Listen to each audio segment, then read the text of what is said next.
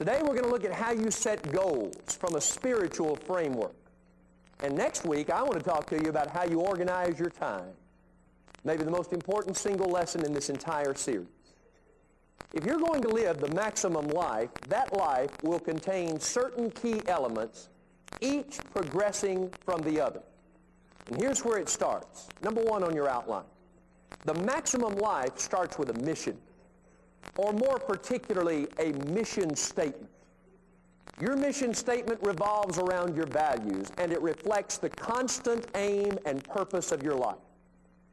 I think I told you in last week's lesson that my mission statement, I've boiled down to two words. I'm here to please God. That's my mission statement. It never changes. I'm here to please God. I've deduced that from several scriptures. I think about, for example, Ecclesiastes 12:13, where Solomon said, "Fear God and keep His commandments, for this is the whole duty of man." Or what Jesus said in Luke 22:37, when He was asked about what's the great command. He said, the first and great command is this: love the Lord your God with all your heart and all your strength and all your soul and all your mind. I've gained my mission statement from the example of Jesus. He said one time, I have come to do the will of Him who sent me. And you put all that together and boil it down as far as you can.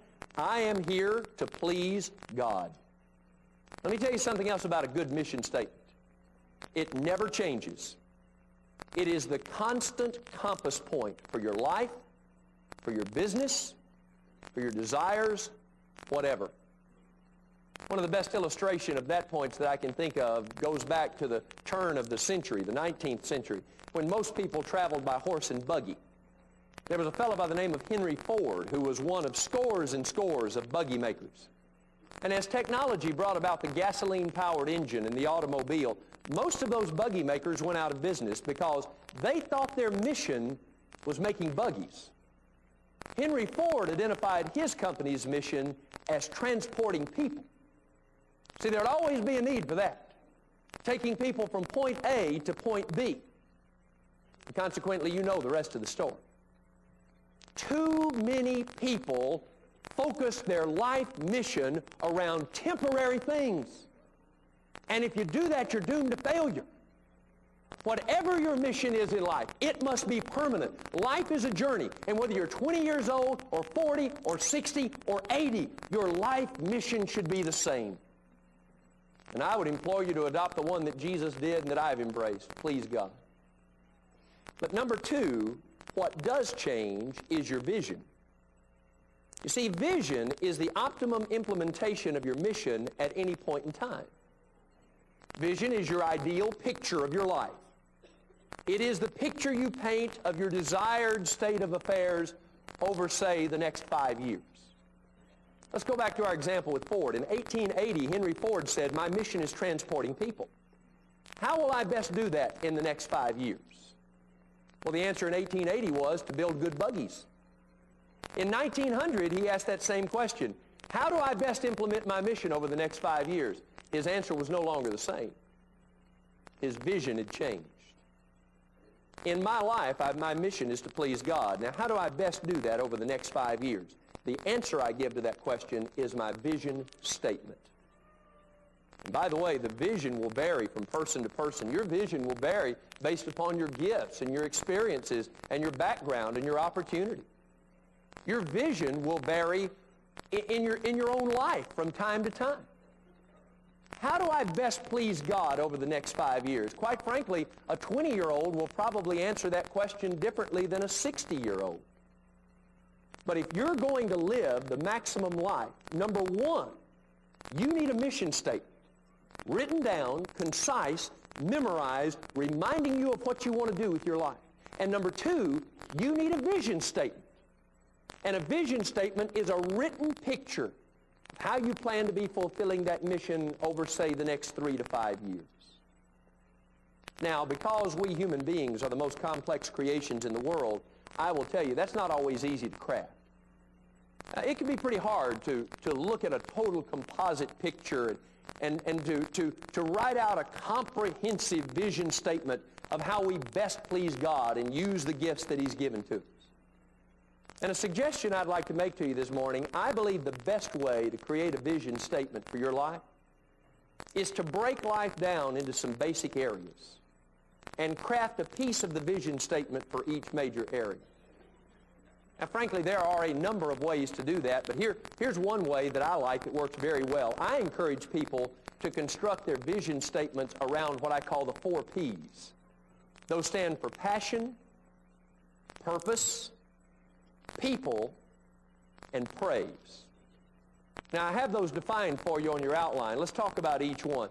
When I talk about passion, I'm talking about how you approach life. If you want to write out a vision for your life over the next 5 years, you need to shape that statement by asking the question, what do I love to do? How has God made me? What kind of attitude will I approach life with? You begin to answer those questions, you've started your vision statement. But that's not all of it. You need to ask some questions about purpose. And purpose is, what do you want to accomplish in life? So here are questions, some that we've touched on already. What impact do I plan to make in my life? How do I want to be remembered once I'm dead and gone? What contribution do I want to make to my immediate community? What's my purpose in life? The third area, as you begin to craft a life vision statement, you need to think about people. And when I mean people, I don't mean every person. Really what I mean is those people that you love and how you plan to love them. See, this part of your vision statement will answer questions like, whom do I love? What are my deepest relationships? And how am I going to nurture those? See, you know, the irony of it is, businesses do vision statements all the time. So a lot of you out there are businessmen and businesswomen, and you go to work, but at business, all they want you to do is craft a vision statement around your business. So you think about purpose. And if you love your work, you think about passion. But you know what you tend to forget? You tend to forget the people who mean the most to you. And here you've got this picture and all these goals coming from this vision, and that's why many business people grow up and they have no family. Because they totally forgot about this critical element of life.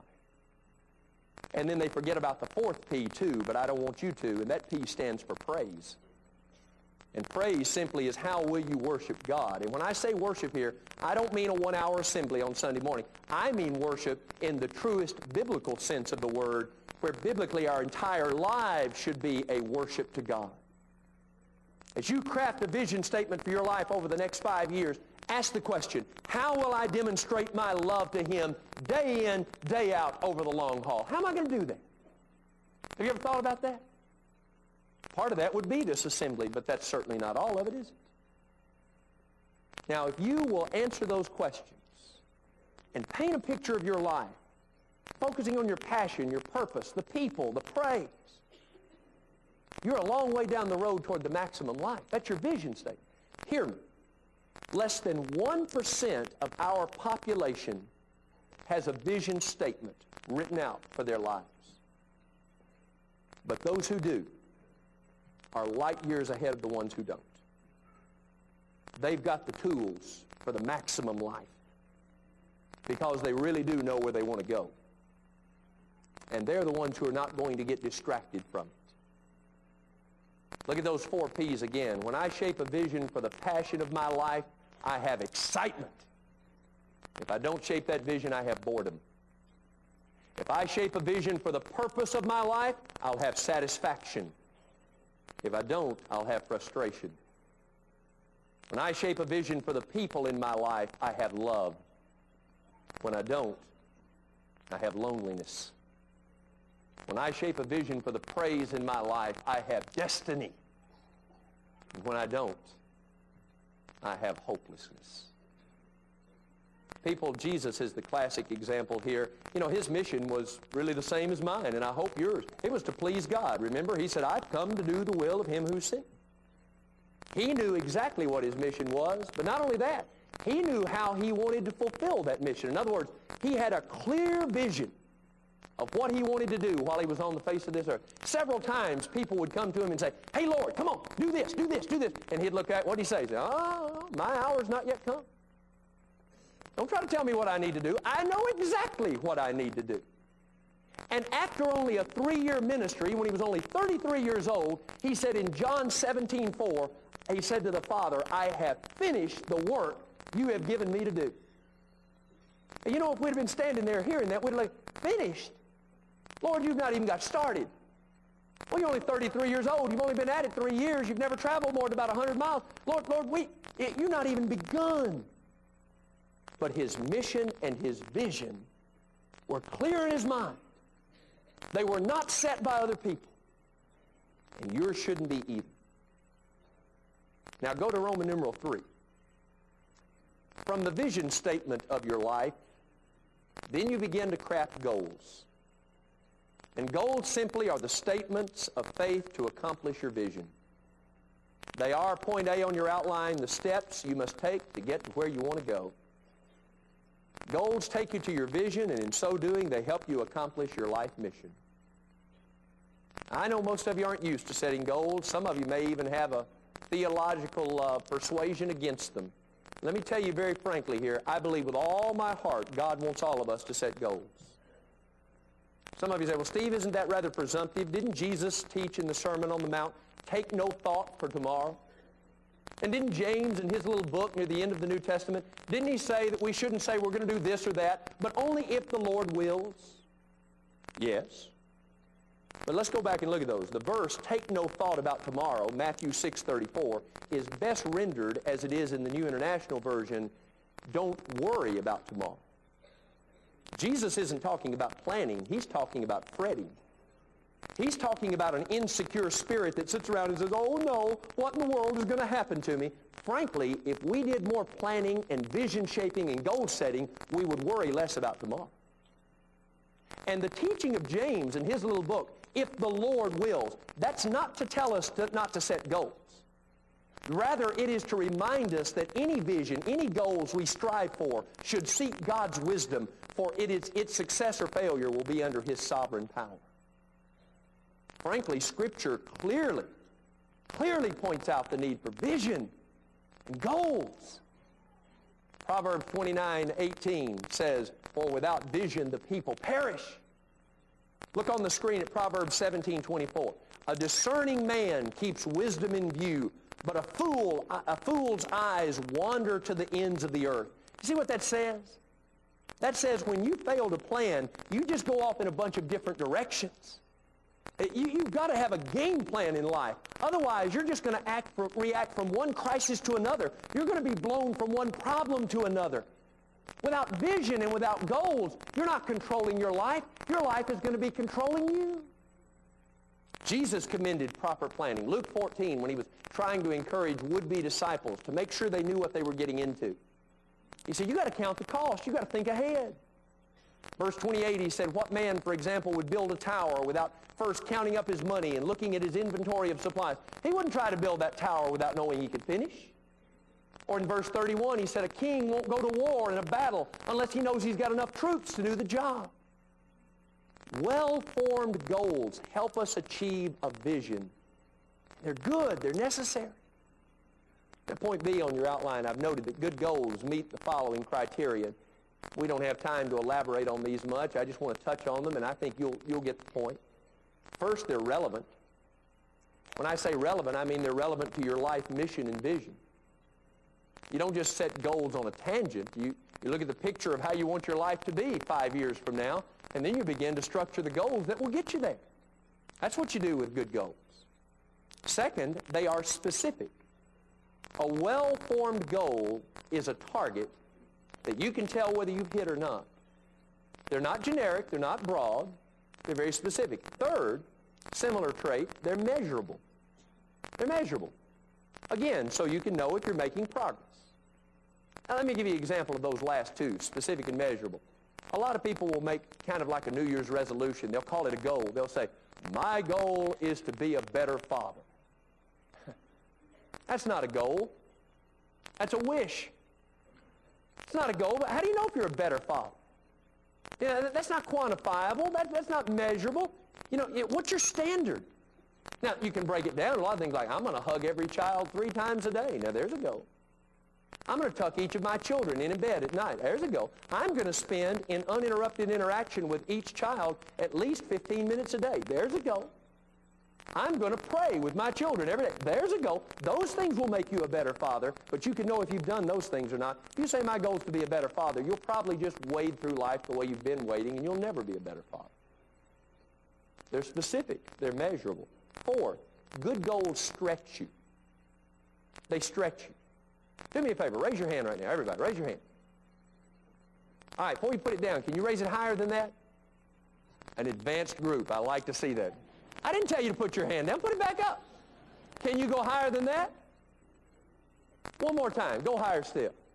Good. Now put your hand down. You know the point of that little illustration? You never reach as high as you possibly can. I love to do that with teenagers. You know, they stand up and they're doing, you can go 7 or 8 times with them. You never reach as high as you possibly can. A good goal makes you reach. It takes you out of a comfort zone.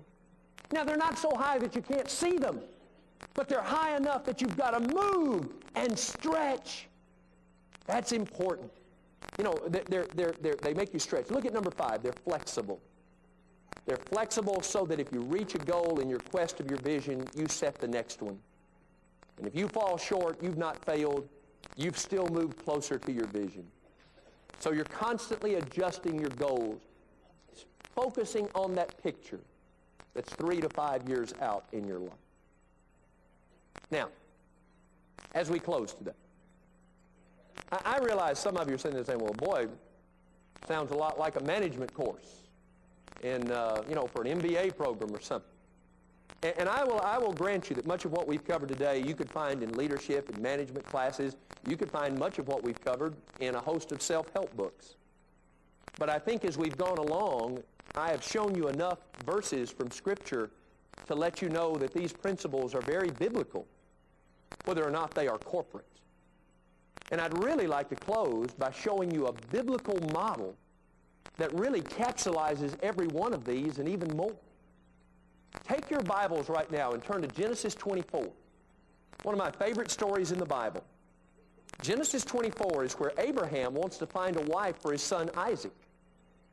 And he sends his servant Eliezer out to do that.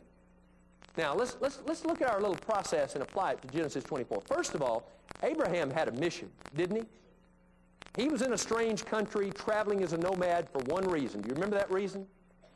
God had come to him and said, Abraham, I'm going to make of you and your descendants a great nation, but first I want you to pack up everything you have and move. And Abraham did, didn't he? You know what Abraham's mission was in life? Same thing mine is. Please God.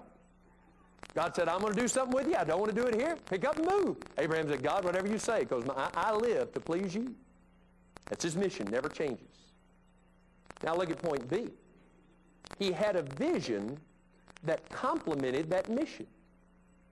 Read with me verse 4. All right? Verses 1 through 4 of Genesis 24. Abraham was now old and well advanced in years, and the Lord had blessed him in every way. He said to the chief servant in his household, the one in charge of all that he had, put your hand under my thigh. I want you to swear by the Lord, the God of heaven and the God of earth, that you will not get a wife for my son from the daughters of the Canaanites, among whom I am living, but will go to my country and my own relatives and get a wife for my son Isaac. You see the vision? I mean, Abraham knew God's purpose for him. He was going to be the patriarch of a great nation, but now for that to happen, he had one son, Isaac, and that boy needed to get married so that he could have children, so that eventually that great nation could come about. So here's Abraham. He's in tune with his mission, and he has a vision. And boy, he can picture that woman. Oh, yeah, I see her. I've got a picture of her, and now I want to shape a plan where we go get her, and we go along with God's plan. Now look at C, the third point. He established a series of goals to accomplish that mission. He established a series of goals. We won't read them all, but look in verse 4. You see what we read a moment ago? He had to go find a girl from his home country. He said, I want that girl to be one of my relatives. And the reason for that is, I want her to be of my faith. I don't want one of these pagan Canaanite women. Look down at verse 5, said this girl's got to be willing. Not going to be a shotgun wedding. Don't drag her back by the hair. Look down at verse 16. She was going to be a virgin. She was going to be beautiful. You see all these series of goals that Abraham had for Isaac's wife? And by the way, look at verse 5. Verse 5 is a classic illustration of what not to do when you're shaping your vision and goals. Read it with me. Look what it says. The servant, Eleazar, asked him, "What if the woman is unwilling to come back with me to this land? Shall I then take your son back to the country you came from?" You know what Eleazar did, and this is what so many people do. He's got the vision. Abraham's given it to him. He's got the goals, but he immediately jumps to the potential problems. He doesn't even get started before he says, wait a minute, what happens if she doesn't come back? I've got this on your outline because I want you to write it down. It is essential. Never confuse the goal-setting stage with the problem-solving stage. Do you hear that? Don't ever mix those two. Never confuse your goal-setting stage with the problem-solving stage. You know the reason more people don't write down a vision? Because while they're writing it down, they think of all the problems that are going to come up. They think of all the hurdles. I don't have enough money. I don't have enough time. I'm not smart enough. And they talk themselves out of it. If you do that, you're going to fail with your life. I love how do you eat an elephant? One bite at a time. Isn't that right? One of the best examples I can think of, you remember in 1961 when John Glenn first orbited the Earth? I can, a lot of you can't, but many of you do. You remember what John Fitzgerald Kennedy said on the heels of that great event? He said, before the end of this decade, we're going to have a man set foot on the moon. Do you realize that over half the technology that was needed for man to go to the moon had not yet been discovered or invented when Kennedy made that bold promise? Those poor guys at NASA must be going, woo! We have no idea how to get to the moon. But 8 years later, man set foot on the moon because you shape the vision and you craft the goals, and then one by one you deal with it. Then point D, those goals were bathed in prayer. Look at verse 12 in Genesis 24. As soon as he gets to the place where he wants to find that wife, Eleazar bows down and he prays. And in verse 15, he's praying when Rebekah, the wife, walks up to him. In verse 52, he's praying in front of the family. Folks, when you pray about your goals, it does two things. Number one, it reveals your desire. How badly do I want this? You know, one of the things I've noticed in my life, I'll bet you've noticed it in yours, I've noticed how often God delays a response to a goal to see how badly I want it. Have you seen that? Sometimes God wants to say, Steve, is this just a whim? Is this just a wish? Or is this the deep desire of your heart? Remember the parable of the nagging widow? The fact is, God often waits to test our desire in prayer. And the second thing praying about your goals does, it tests your dependence. If I'm not praying about goals in my life, what am I saying? I'll tell you what I'm saying. I'm saying to God, God, I don't need your help with this. I don't know if you've ever thought about it, but anything I don't pray about, I'm telling God, I don't need you for this. I don't pray to God to help me brush my teeth because, frankly, I think I can take that on my own. But, you know, there are a lot of things that I look back in my life I should have been praying to God about because they were too big for me. Your prayers indicate your dependence. Do you know what much of your prayer list should be?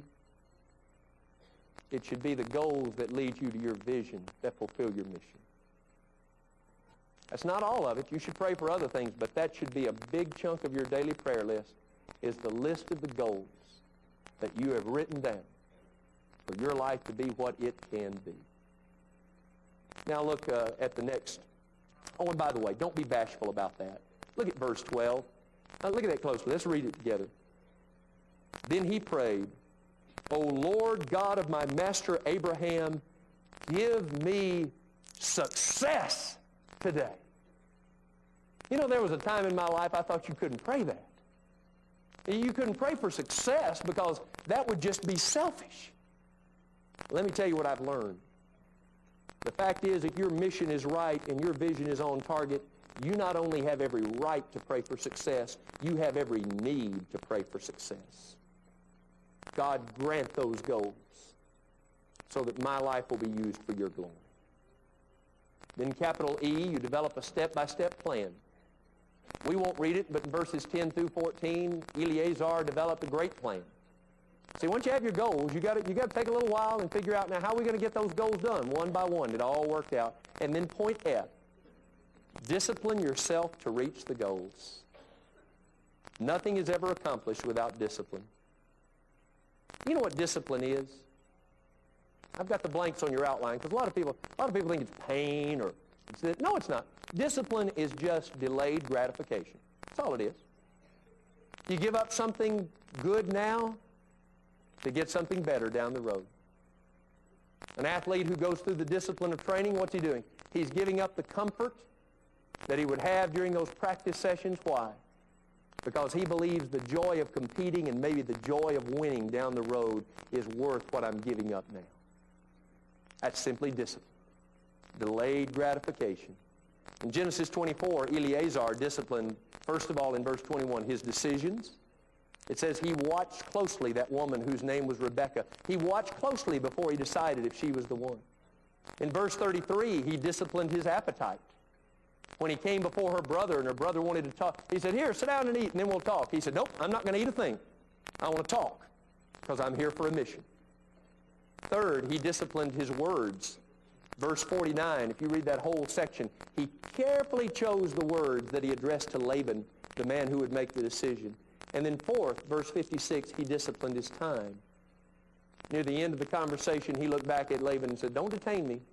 My master waits for me. Let me go back home. Listen, if you're going to reach any goals in your life, it is essential that you learn to discipline your time. Your time is your life. And hear me. If you waste your time, you're committing suicide. I believe that. You waste your time in bulk, and you're committing suicide because your time is your life. And that's why next week we're going to spend an entire sermon on biblically how to organize your time. Amazing grace, how sweet the sound that saved a wretch like me. I once was lost, but now I'm found. Was blind, but now I see. Through many dangers, toils, and snares, I have already come. His grace hath brought me safe thus far, and grace